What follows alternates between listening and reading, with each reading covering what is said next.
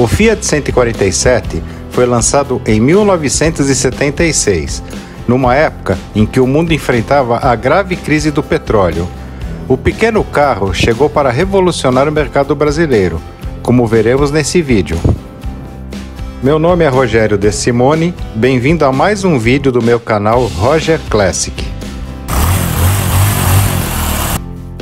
A história da Fiat no Brasil se iniciou em junho de 1972, quando uma comissão técnica da Fiat italiana e políticos brasileiros assinaram uma carta de intenções para a futura construção da fábrica em solo brasileiro.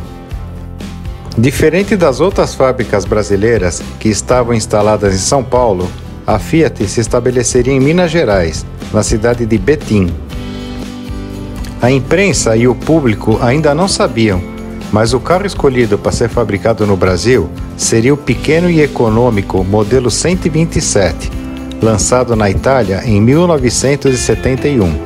E isso tinha um motivo: o mundo enfrentava a grave crise do petróleo, onde a gasolina sofria aumentos constantes e ficava cada vez mais escassa. Um modelo econômico, com certeza, seria bem aceito no mercado brasileiro. Desde 1959, o Volkswagen Fusca era campeão de vendas no Brasil, e a Fiat também estava de olho nesse importante segmento do mercado. Em 1973, algumas unidades do Fiat 127 foram trazidas da Itália para avaliação do comportamento do modelo no clima tropical, chamando sempre a atenção da imprensa especializada.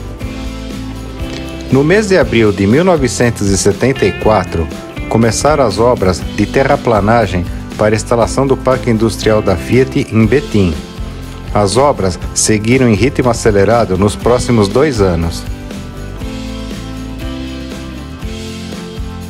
Durante o ano de 1975, o pequeno Fiat 147, nome oficial do Fiat 127 no Brasil, já era muito aguardado no mercado brasileiro. Isso porque, na época, diferente dos dias de hoje, havia poucas novidades no país no que dizia respeito a carros. O simples fato de saber que um veículo diferente daqueles que o público estava acostumado seria lançado em breve já mexia com o imaginário de todos. No dia 9 de julho de 1976, foi inaugurada a fábrica, com a presença do então presidente da República, Ernesto Geisel, entre outras autoridades. Nesta época, o Fiat 147 estava praticamente pronto e foi exibido no evento. Foi a primeira unidade licenciada em Betim que foi mostrado, com algumas diferenças em relação ao Fiat 127, como veremos adiante.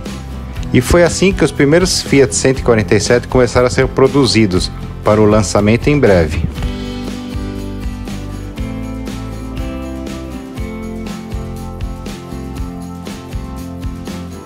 No segundo semestre de 1976, alguns exemplares das primeiras unidades do Fiat 147 saído das linhas de montagem foram levadas para a cidade de Ouro Preto, para uma sessão de fotos publicitárias.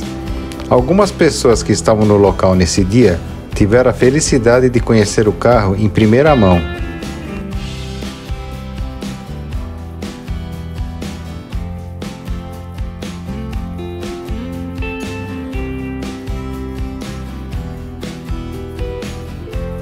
O carro só foi mostrado ao público em novembro de 1976, durante o 10º Salão do Automóvel, em São Paulo.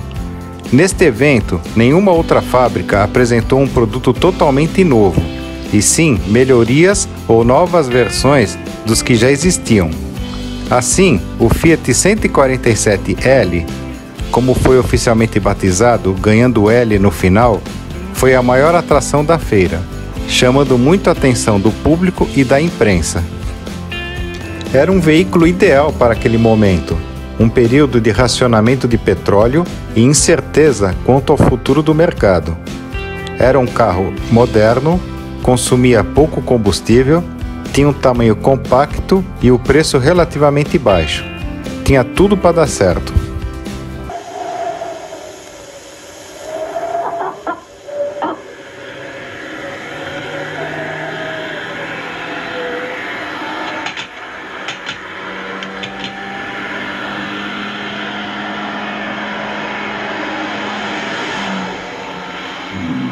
Fiat 147. Chegou o carro mais econômico do Brasil.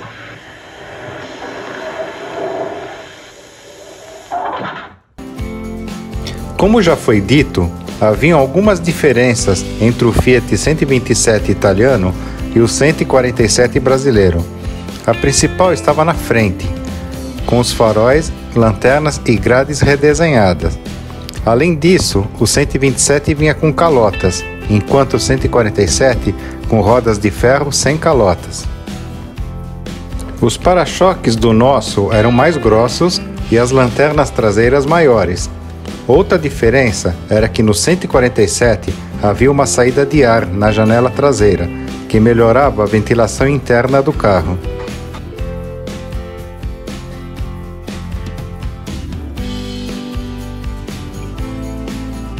O Fiat 147 foi um dos carros que mais chamou a atenção dos brasileiros até aquele momento.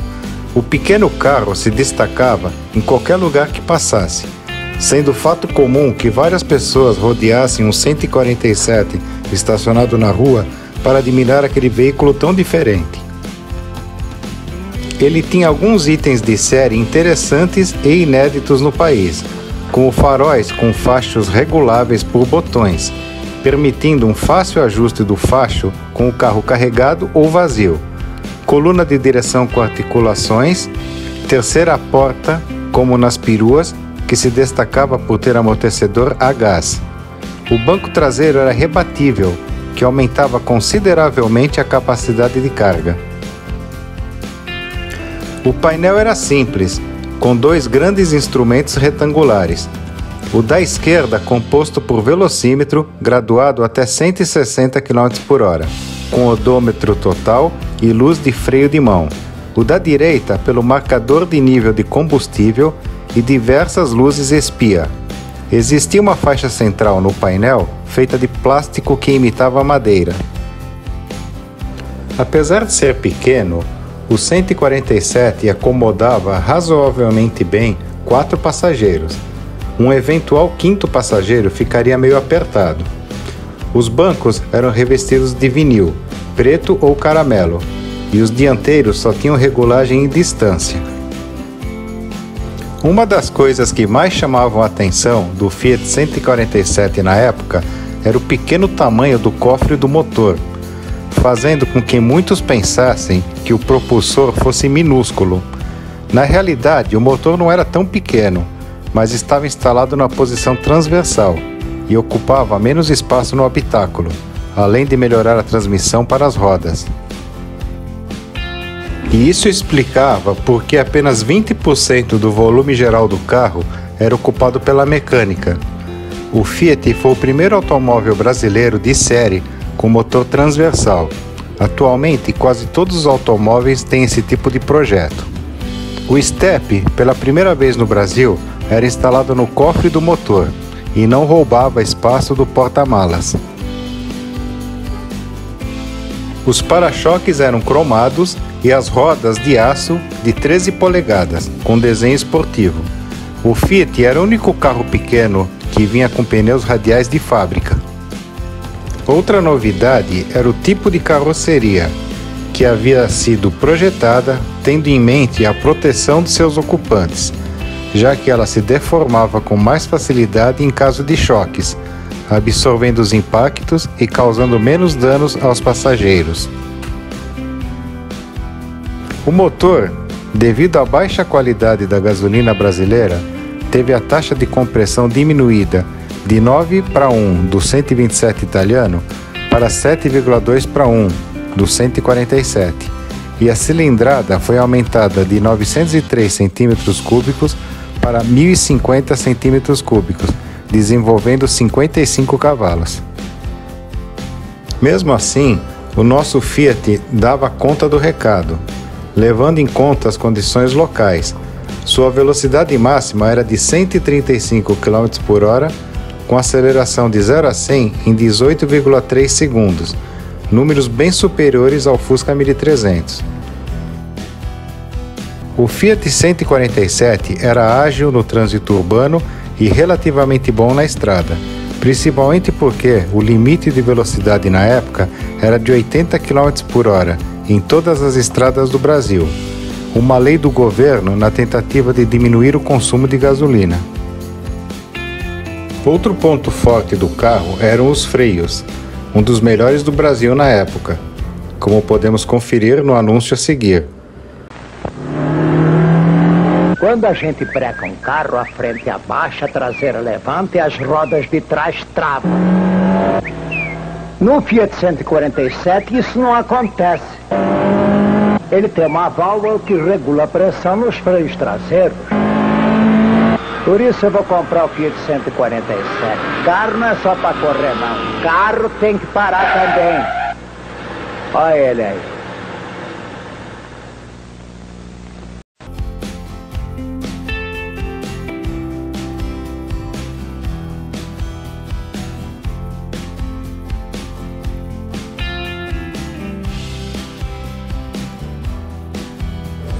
O 147 chegou ao mercado com o título de carro mais estável do Brasil, comprovado em testes de revistas especializadas. Era um carro extremamente bom em curvas. Essa é a ponte Rio-Niterói. São 14 quilômetros de comprimento. O Fiat 147 vai tentar cobrir este percurso com apenas 1 litro de gasolina.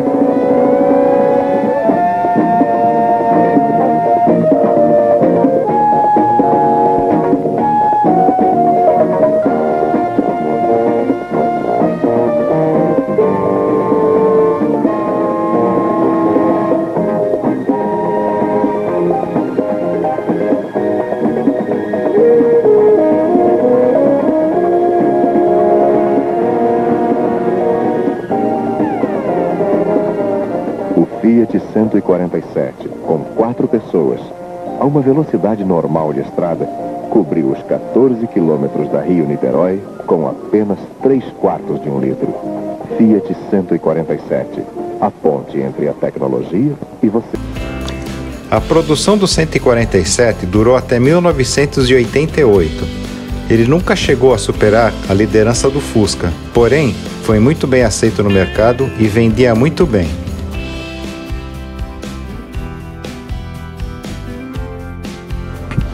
Hoje, vimos como foi o lançamento do Fiat 147, um carro importante que deu início a uma história de sucesso no Brasil, que continuou com o Fiat Uno a partir de 1984 e dura até os dias de hoje.